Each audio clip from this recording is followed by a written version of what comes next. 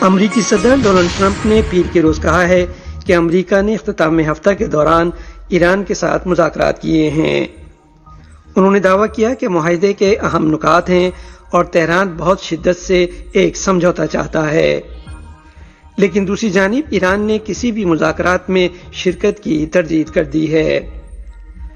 Trump نے Florida میں waste palm بیچ میں نامہ نگاروں سے گفتگو کرتے ہوئے کہا کہ سمجھوتے کے 15 نکات ہیں اور ان کا دعویٰ ہے کہ ایران نے جوہری ہتھیار نہ رکھنے پر اتفاق کیا ہے۔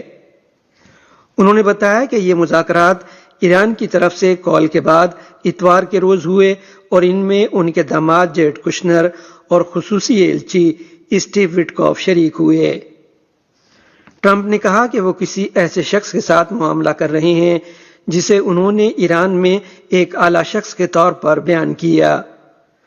انہوں نے کہا، ہم ایک ایسے شخص کے ساتھ معاملہ کر رہے ہیں جس کے بارے میں مجھے یقین ہے کہ وہ سب سے زیادہ قابل احترام اور رہنما ہیں، لیکن انہوں نے یہ بھی کہا کہ وہ شخص قائد اعلیٰ مجتبی خامنہئی نہیں ہے اور وہ نہیں جانتے کہ وہ زندہ ہیں یا نہیں۔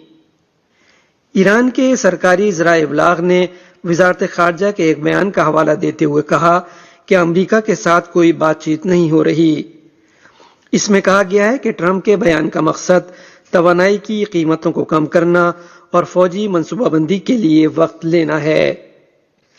تاہم امریکی نیوز سائٹ آکسیوس نے ایک اسرائیلی عہدیدار کا یہ کہتے ہوئے حوالہ دیا ہے کہ وٹکوف اور کشنر ایرانی پارلیمان کے اسپیکر محمد باقر قالیباف کے ساتھ رابطے میں ہیں۔ مذکورہ عہدیدار نے آکسیوس کو بتایا کہ ثالثی کرنے والے ممالک اس ہفتے کے آخر میں پاکستان میں ایک اجلاس کا بندوبست کرنے کے لیے کام کر رہے ہیں اور ان پیش رفتوں کا اسرائیل کو علم ہے۔ اسرائیل کے وزیر اعظم بنجامن نیتن یاہو نے اندیا دیا ہے کہ ایران کے ساتھ امریکی صدر ڈونلڈ ٹرمپ کے سمجھوتے کا مقصد ان کے ملک کے اہم مفادات کا تحفظ کرنا ہے۔ نیتن یاہو نے پیر کے روز ایک ویڈیو بیان میں کہا کہ انہوں نے قبل ازیں اسی دن ٹرمپ سے گفتگو کی تھی۔ انہوں نے کہا کہ ٹرمپ کا خیال ہے کہ یہ فائدہ اٹھانے کا ایک موقع ہے جسے وزیر اعظم نے ان زبردست کامیابیوں کا حصول قرار دیا جو اسرائیل نے امریکی فوج کے ساتھ حاصل کی ہیں، تاکہ ایک سمجھوتے کے ذریعے جنگ کے اہداف کو حاصل کیا جائے گا جو ہمارے اہم مفادات کا تحفظ کرے گا۔ اس کے ساتھ ساتھ نیتن یاہو نے ایران پر حملہ جاری رکھنے کے اپنے ملک کے ارادے پر بھی زور دیا۔ انہوں نے کہا کہ ہم میزائل منصوبے اور جوہری منصوبے کو تباہ کر رہے ہیں۔ جاپان کی وزیر اعظم تاکائیچی سنائی نے کہا ہے کہ توقع ہے کہ ملک جمعرات کو اپنے محفوظ قومی ذخائر سے تیل جاری کرنا شروع کر دے گا۔ حکومت نے مشرق وسطی کی صورتحال پر کابینہ کے متعلقہ وزراء کا ایک پینل تشکیل دیا تھا اور منگل کے روز پہلا اجلاس منعقد کیا ہے۔ شرکاء میں تاکائیچی، وزیر خارجہ موتیگی توشیمیتسو اور معیشت، تجارت و صنعت کے وزیر آکازاوا ریوسے شامل تھے۔ تاکائیچی نے امریکی صدر ڈونلڈ ٹرمپ کے ساتھ اپنی سربراہی ملاقات کے بارے میں گفتگو کی۔ ان کا کہنا تھا کہ دونوں رہنماؤں نے صورتحال کو جلد از جلد ٹھنڈا کرنے، آبنائے ہرمز میں محفوظ جہاز رانی یقینی بنانے اور توانائی کی مستحکم فراہمی کو یقینی بنانے کی اہمیت کی تصدیق کی۔ تاکائیچی نے کہا کہ ملکی معیشت پر پڑنے والے اثرات سے نپٹنے کے لیے نجی تیل کمپنیاں 16 مارچ سے اپنے ذخائر جاری کر رہی ہیں، جو ان کے لیے کرنا ضروری ہے۔ وزیر اعظم نے اندیا دیا کہ تیل پیدا کرنے والے ممالک کے تعاون سے جاپان میں رکھے گئے تیل کے ذخائر سے اجرا اس ماہ شمالی کوریا کے رہنما کم جونگ ان کی ہمشیرہ کم یو جونگ نے جاپان اور شمالی کوریا کے مابین سربراہ مذاکرات کے لیے جاپانی وزیر اعظم تاکائیچی سنائی کی تجویز پر منفی رد عمل کا اظہار کیا ہے۔ گزشتہ جمعرات کو محترمہ تاکائیچی نے امریکی صدر ڈونلڈ ٹرمپ کے ساتھ بات چیت کے بعد صحافیوں کو بتایا کہ امریکی صدر نے اغوا کر کے شمالی کوریا لے جائے گئے جاپانی شہریوں کا معاملہ جلد از جلد حل کرنے کی کوششوں کی مکمل حمایت کی ہے۔ جاپانی وزیر اعظم نے یہ بھی کہا کہ انہوں نے صدر ٹرمپ کو شمالی کوریا کے رہنما سے بالمشافہ ملاقات کی اپنی پرزور خواہش کے بارے میں بتایا ہے۔ کوریا کی ورکرز پارٹی کی سینٹرل کمیٹی کی department director come you Jong نے پیر کو سرکاری کورین سینٹرل نیوز ایجنسی کے ذریعے ایک بیان جاری کیا ہے۔ انہوں نے کہا کہ کم جونگ ان اور تاکائچی کے درمیان ہونے والی ملاقات کو جاپان کی خواہش کے مطابق یا فیصلے کے مطابق عملی جامہ نہیں پہنایا جا سکتا۔ انہوں نے کہا جاپان کی وزیر اعظم کی طرف سے اپنا یک طرفہ معاملہ جسے ہم تسلیم نہیں کرتے حل کرنے کی کوشش کیے جانے کی صورت میں ہماری ریاستی قیادت ان سے ملنے یا بالمشافہ ملاقات کرنے کا کوئی ارادہ نہیں رکھتی۔ انہوں نے عملی طور پر اس خیال کے تحت بات چیت کے انعقاد کی تردید کی کہ اس سے اغوا کا مسئلہ حل ہو جائے گا۔ پیونگ جونگ نے ہمیشہ موقف اختیار کیا ہے کہ اغوا کا معاملہ پہلے ہی حل ہو چکا ہے۔ جاپان میں چاول کی قیمتوں میں مسلسل 5ویں ہفتے کمی واقع ہوئی ہے۔ وزارت زراعت نے تھوک فروشوں کی سٹاک کم کرنے کی کوششوں کو اس کمی کی وجہ قرار دیا ہے۔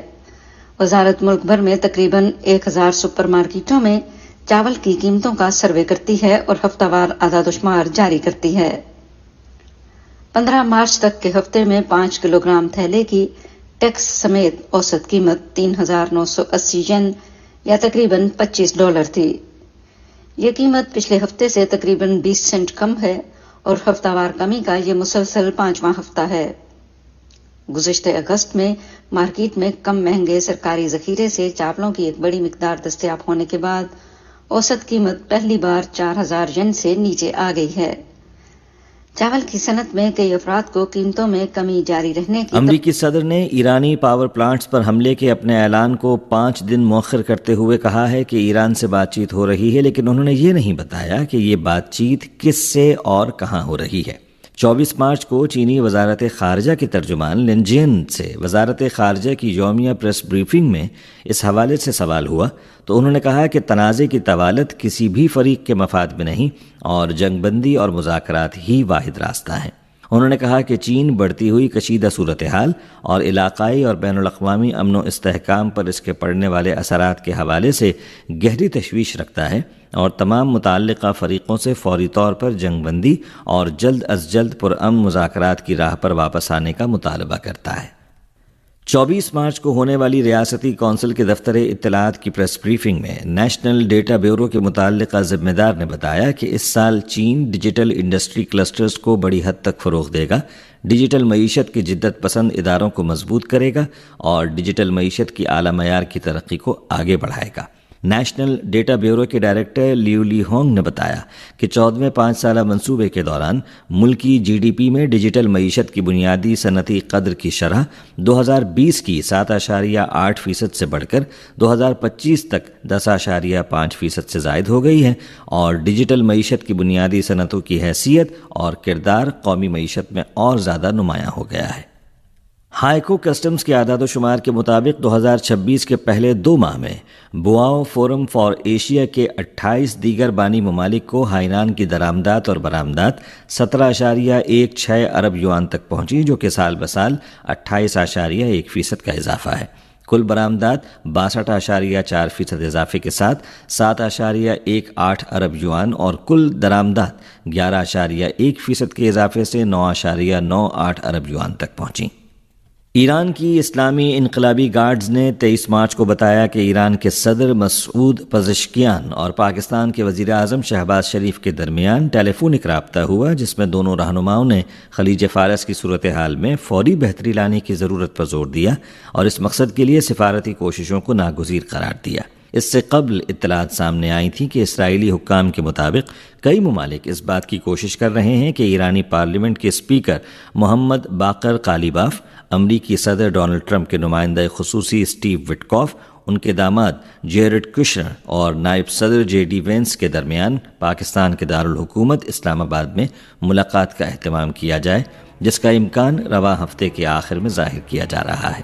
ادھر 24 مارچ کو پاکستان کی وزارت خارجہ کے ترجمان طاہر اندرابی نے کہا کہ ایران اور امریکہ کے درمیان ممکنہ مذاکرات کے حوالے سے اگر دونوں فریق آمادہ ہوں تو پاکستان ہر وقت ان مذاکرات کے انعقاد کے لیے جگہ فراہم کرنے کو تیار ہے۔ مغربی ایشیا میں جاری جنگ 25ویں دن میں داخل ہو گئی ہے۔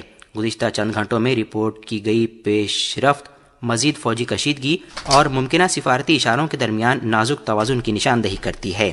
اس سے پہلے آج دن میں ایران کی جانب سے میزائلوں کی تازہ بوچھار کے بعد سے اسرائیل ہائی الرٹ پر ہے۔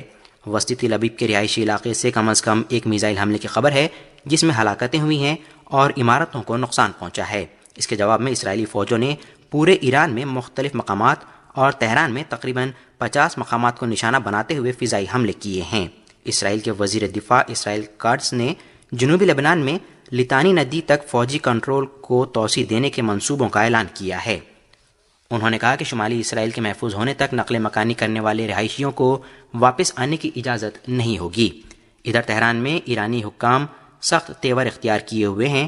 ایرانی حکومت نے حالیہ فضائی حملے میں قومی سلامتی کی سپریم کونسل کے سربراہ علی لاریجانی کی موت کے بعد پاسداران انقلاب کے سابق کمانڈر محمد باقر ذوالقدر کا اس عہدے پر تقرر کیا ہے۔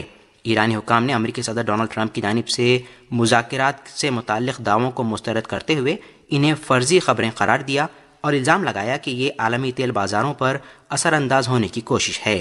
اسلامی پاسداران انقلاب نے انتباہ دیتے ہوئے کہا ہے کہ امریکہ اور اسرائیل کی کارروائیوں میں مدد کرنے والے کسی بھی علاقائی عناصر پر جوابی حملے جاری رہیں گے۔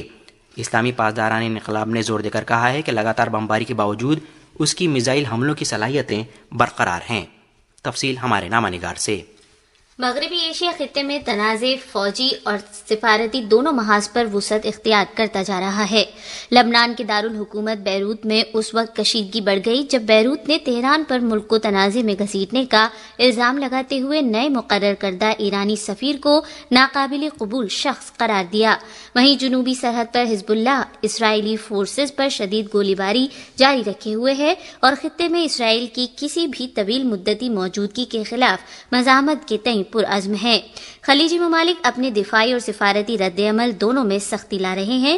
بحرین نے اقوام متحدہ میں فوری مباحثے کا مطالبہ کیا ہے، جبکہ کویت، متحدہ عرب امارات اور سعودی عرب سے متعدد ڈرونز اور میزائل حملوں کو ناکام بنانے کی خبر موصول ہوئی ہے۔ قطر نے فوری جنگ بندی کی اپنی اپیل دہراتے ہوئے انتباہ دیا ہے کہ آبنائے ہرمز میں رکاوٹوں سے عالمی تجارت اور توانائی کی فراہمی کو سنگین خطرات لاحق ہو گئے ہیں۔ اس دوران سعودی عرب اور متحدہ عرب امارات زیادہ سرگرم فوجی تال میل کی جانب بڑھنے کا اشارہ دے رہے ہیں، کیونکہ ریاض کنگ فہد فضائی اڈے پر امریکی افواج کی رسائی میں اضافہ کر رہا ہے۔ اپنے علاقے کو سیدھے خطروں کے بعد سعودی عرب نے انتباہ دیتے ہوئے کہا ہے کہ اس کا صبر لامحدود نہیں ہے۔ اس دوران متحدہ عرب امارات نے کہا ہے کہ اس کے فضائی دفاعی نظام نے حملوں کی تازہ لہر کے دوران 5 بیلسٹک میزائلوں اور 17 ڈرون حملوں کو ناکارہ کیا ہے۔ اس طرح جنگ کی شروعات کے بعد سے اب تک متحدہ عرب امارات نے مجموعی طور پر 1800 ڈرون اور 350 بیلسٹک میزائل حملوں کو ناکام کیا ہے۔ وزیر اعظم شہباز شریف نے کہا ہے کہ پاکستان مشرق وسطی میں جاری تنازع کے جامع حل کے لیے بامقصد اور نتیجہ خیز مذاکرات کی میزبانی اور سہولت کاری کے لیے تیار اور پرعزم ہے۔ سوشل میڈیا ایکس پر ایک پوسٹ میں انہوں نے کہا کہ یہ اقدام امریکہ اور ایران کے اتفاق کے رائے سے مشروط ہے۔ انہوں نے کہا کہ پاکستان علاقائی اور عالمی سطح پر امن اور استحکام اور مشرق وسطی میں جنگ کے خاتمے کے لیے مذاکرات کی جاری کوششوں کا خیر مقدم اور مکمل حمایت کرتا ہے۔ تیل اور گیس کی ترقیاتی کمپنی نے اپنے ترقیاتی کنویں پاساکھی 13 سے تیل کی پیداوار کے کامیاب آغاز کا اعلان کیا ہے۔ یہ چٹانی ذخائر میں کھودا گیا پاکستان کا پہلا کامیاب افقی تیل کا کنواں ہے، جو کہ ایک تاریخی سنگ میل ہے۔ صوبہ سندھ کے ضلع حیدرآباد میں واقع کنویں پاساکھی 13 سے یومیہ 460 بیرل تیل حاصل کیا جا رہا ہے۔ کنویں کی 2966 میٹر کی پیمائش شدہ گہرائی میں 540 میٹر طویل افقی حصہ بھی شامل ہے۔ مشکل صورتحال کے باوجود افقی ڈرلنگ کا طریقہ کار نے تیل کے ذخیرے تک رسائی کو نمایاں طور پر بہتر بنایا، جس کے نتیجے میں اسی نوعیت کے قریبی کنووں کے مقابلے میں تقریباً 3 گنا زیادہ پیداوار حاصل ہو رہی ہے۔ غلامی سے متاثر افراد اور بحر اوقیانوس کے پار غلاموں کی تجارت کی یاد کا عالمی دن آج منایا جا رہا ہے۔ اس سال دن کا موضوع ہے غلامی اور نسل پرستی کے اثرات کا خاتمہ، انصاف کے لیے ایک عالمی ناگزیر ضرورت۔ جنوبی لبنان کے ضلع نبیتیا میں اسرائیلی فضائی حملوں کے نتیجے میں 3 افراد شہید اور 1 درجن سے زائد زخمی ہو گئے ہیں۔ اسرائیل نے صرف 3 ہفتوں سے زائد عرصے میں شدید حملوں کے دوران لبنان میں 1000 سے زیادہ افراد کو شہید کیا۔ ادھر اسرائیلی وزیر دفاع کا کہنا ہے کہ اسرائیل فوج جنوبی لبنان کے ایک بڑے حصے پر کنٹرول حاصل کرے گی۔ اسرائیلی فوج نے سیکیورٹی زون قائم کرنے کے لیے لبنان اور اسرائیل کی سرحد کے قریب دریائے لیتانی پر پلوں کو تباہ کر دیا ہے۔ مالدیپ میں جاری 20 سال سے کم عمر کھلاڑیوں کی سیف فٹ بال چیمپئن شپ میں پاکستان اپنا اگلا میچ کل بھارت کے خلاف کھیلے گا۔ اس سے پہلے اپنے پہلے میچ میں بنگلہ دیش نے پاکستان کو ہرا دیا۔ میزبان ملک مالدیپ کے علاوہ سیف سب کنفیڈریشن کی 6 ٹیمیں اس چیمپئن شپ میں حصہ لے رہی ہیں۔ گروپ اے میں مالدیپ، نیپال، بھوٹان اور سری لنکا، جبکہ گروپ بی میں پاکستان، بنگلہ دیش اور بھارت کی ٹیمیں شامل ہیں۔ اور اب موسم۔ محکمہ موسمیات کی پیشگوئی کے مطابق بلوچستان، خیبر پختونخوا، بالائی اور وسطی پنجاب، کشمیر اور اسلام آباد، جنوبی پنجاب اور بالائی سندھ میں تیز ہوائیں چلنے اور کہیں کہیں گرج چمک کے ساتھ بارش کا امکان ہے۔ اس دوران بعض مقامات پر ژالہ باری بھی متوقع ہے۔ آج صبح ریکارڈ کیا گیا بعض بڑے شہروں کا درجہ حرارت: Islamabad 12 degree centigrade, Lahore 19، Karachi 25، Peshawar 15، Quetta 13، Gilgit 7، Murree 6 اور مظفر آباد میں 11 ڈگری سینٹی گریڈ ریکارڈ کیا گیا۔ سری نگر، جموں، پلوامہ، اننت ناگ، شوپیاں اور بارہمولہ میں مطلع جزوی طور پر ابر آلود رہے گا، جبکہ لیہ میں مطلع جزوی طور پر ابر آلود اور موسم سرد رہنے کی توقع ہے۔ آج صبح ریکارڈ کیا گیا درجہ حرارت سری نگر، پلوامہ، اننت ناگ اور بارہمولہ میں 5 degree centigrade, Jammu 15، Leh -4 اور شوپیاں میں 6 ڈگری سینٹی گریڈ ریکارڈ کیا گیا۔